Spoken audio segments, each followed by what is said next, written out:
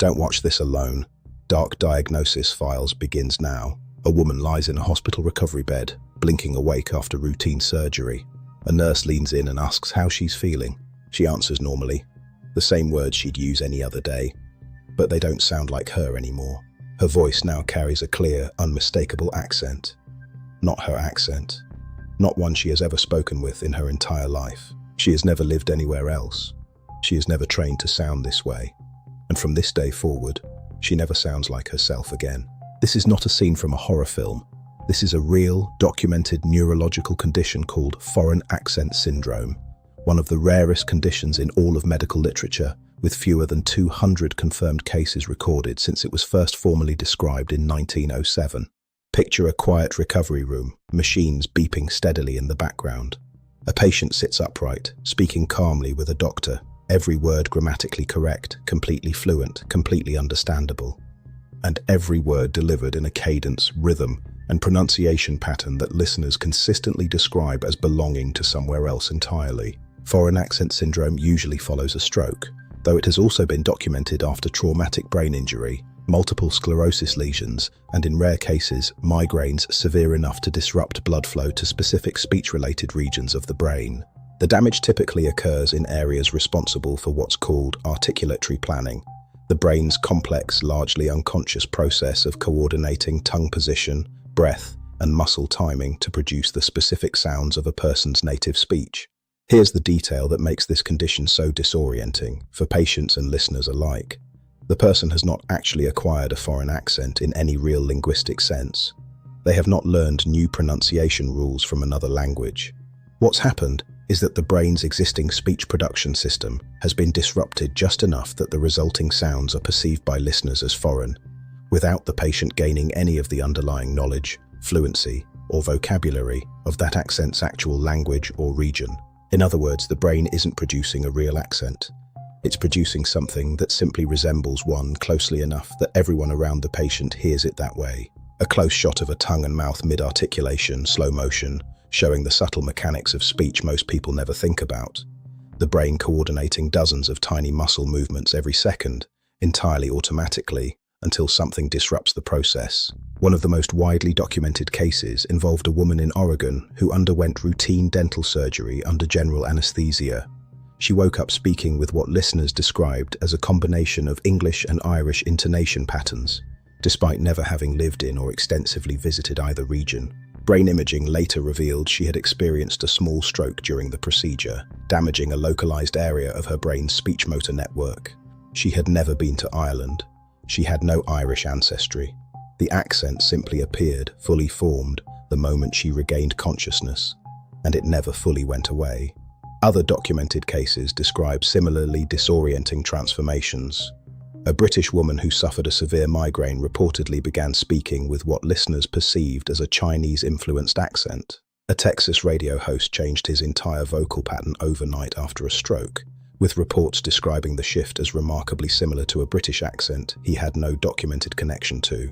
In nearly every case, the pattern is the same: sudden onset, no prior exposure to the accent in question, and a permanent, or near-permanent, change to the patient's most fundamental way of presenting themselves to the world: voice.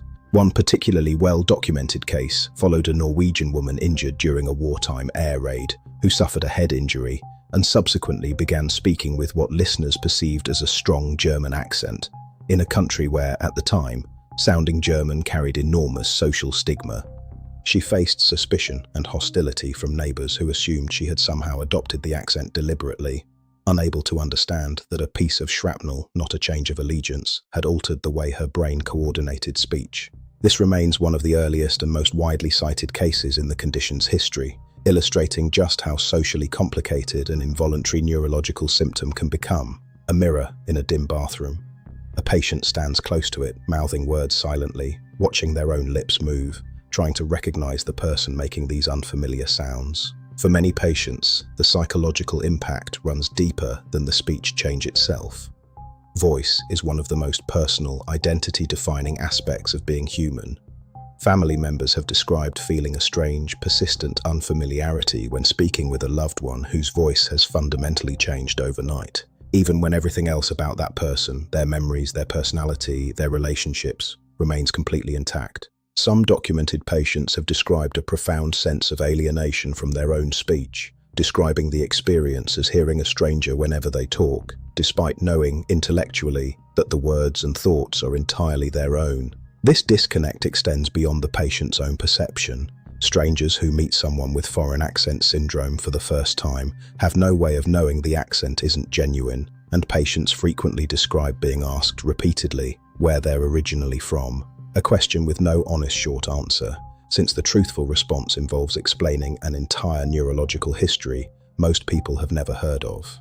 Some patients eventually stop correcting people altogether, simply because the explanation is more exhausting than the misunderstanding itself. Recovery from foreign accent syndrome varies significantly from case to case. Some patients see their original speech patterns gradually return over weeks or months, as surrounding brain tissue compensates for the damaged region. Others experience a permanent change, with the new speech pattern becoming their lasting voice for the rest of their life. Speech-language pathologists working with these patients use specialized articulation therapy, though success rates remain inconsistent. Therapy typically focuses less on eliminating the new accent entirely and more on helping patients regain a sense of control and consistency over their own speech patterns, even if some altered qualities remain permanently. For some patients, achieving any predictable, stable speech pattern, even one that sounds unfamiliar, represents meaningful progress after the disorientation of the initial onset, when speech patterns can sometimes continue shifting unpredictably for weeks before settling. Researchers studying this condition have found something particularly significant.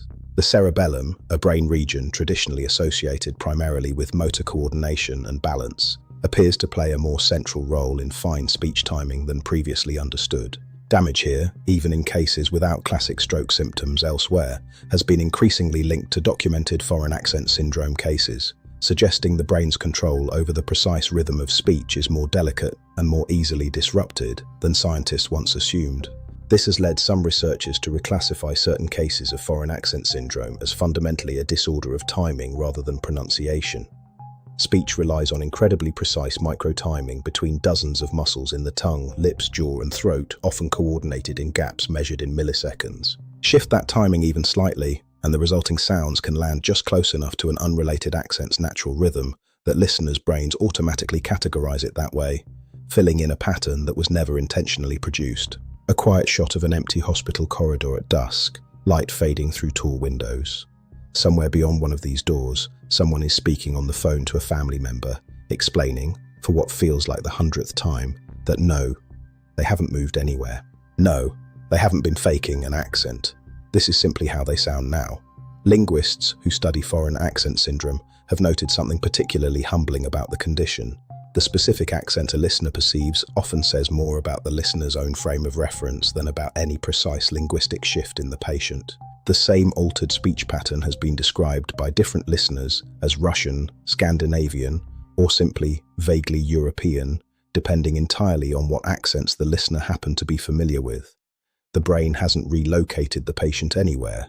It has simply broken a process precise enough that everyone fills in the gap differently. For everyone affected by foreign accent syndrome, the disease takes something most of us never think to value until it's gone: the simple, automatic sound of our own voice, recognizable to ourselves and to everyone who has ever known us. This has been a real, documented medical case. Every detail in this video is sourced from peer-reviewed medical literature and confirmed clinical case studies. Dark diagnosis. Files investigates the cases medicine still struggles to explain. Every Thursday and every Sunday. Real, documented, told with the gravity they deserve. New cases every Thursday and Sunday. Subscribe. Your body is stranger than you think. Somewhere, right now, someone is speaking, and no one around them recognizes the voice.